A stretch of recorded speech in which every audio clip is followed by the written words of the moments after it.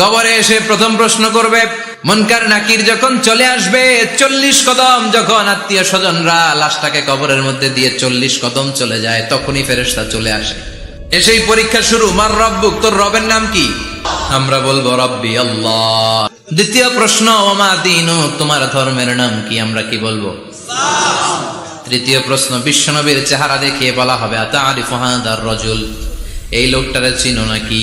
আমরা বলবো চিনি, আমাদের প্রাণের নবী। সব প্রশ্নের উত্তর তুমি পেরেছো। ফায়ুফসাহু লাহু কবরুহু 70 যিরান, আপনার কবরটারে 70 হাত লম্বা করে দেয়া হবে। ওয়ায়ুফতাহু লাহু বাবুন ইলাল জান্নাহ, আপনার কবর থেকে জান্নাতের দিকে দরজা খুলে দেয়া হবে।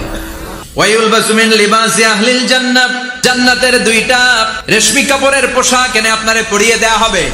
আর বলা হবে, নাম কানাউমিল আরুস, ঘুমাও। তোমাকে লম্বা সময় পাড়ে দিতে হবে, ঘুমাও। কানাউমিল আরুস, যেমনি